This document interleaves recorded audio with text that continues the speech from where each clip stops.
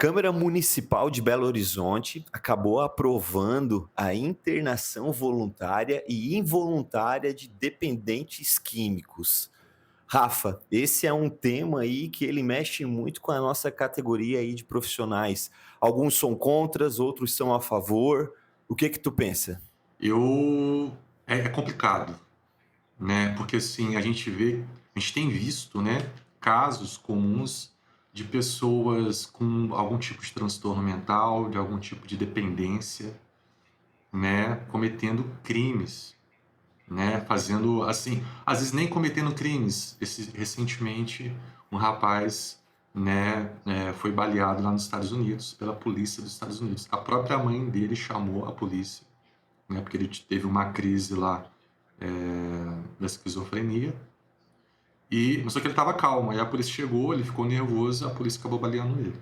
Então, assim, existem situações, e estão sendo cada vez mais rotineiras, né, questões relacionadas a transtornos mentais, dependentes químicos, associados a problemas, né, problemas sociais. Porque eu acho que a sociedade, querendo ou não ainda, Cid, não está preparada, né, para entender, a sociedade não quer entender, a sociedade quer julgar, né? Então, assim, às vezes esse risco, ele é um risco não só, né, para as famílias dos dependentes, não só para a sociedade, mas para o próprio dependente, para a própria pessoa que está sofrendo um transtorno. A polêmica é a seguinte: eles vão ser internados aonde? Esses locais que eles vão ser internados são locais preparados? Qual que é a política de tratamento desses locais?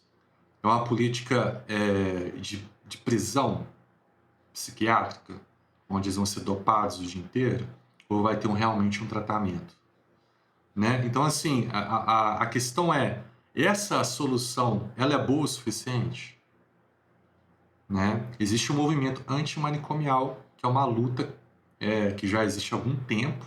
Né? A Nise da Silveira foi revolucionária nesse sentido, porque ela passou a humanizar o tratamento psiquiátrico, né? Então a gente quer saber, como psicólogos, para a gente chancelar essa, esse novo PL, né?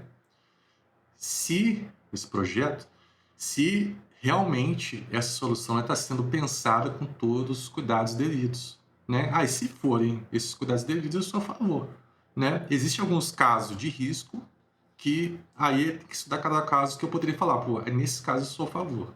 Mas de maneira geral, eu não sou a favor, porque é meio que rotineiro já na nossa experiência, Cid, que eles não vão se preocupar com esses detalhes do tratamento, né? Eles vão só deixar a pessoa lá, fazer uma higiene, que a gente chama, né? Uma higienização, que é tirar essas sujeiras da rua, que são esses dependentes, e enclausurarem eles num centro de dependência química.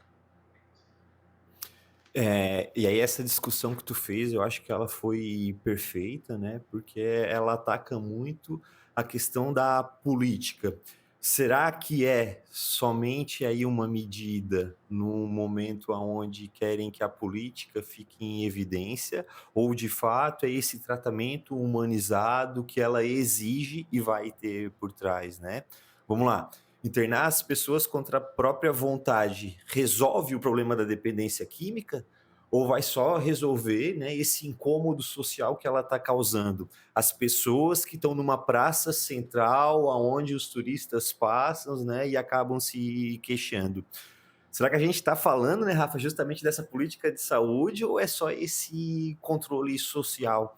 Eu acompanhei que, por exemplo, na Cracolândia, quando começaram a fazer essa medida, simplesmente mudou de local, Uhum. né? E aí as matérias que saíam era que foi resolvido o problema, né? Então, aí a gente tem que entender no detalhe cada situação e, e também aplicar aquilo que a gente entende que é o humanizado, que é o correto, né? A dependência química, ela é um problema muito complexo e ela é um fator que é biopsicossocial, né? Esse sujeito, ele passou por trauma, né? Teve aí exclusão social também, questões da própria saúde mental dele, a vulnerabilidade social, a pobreza, né?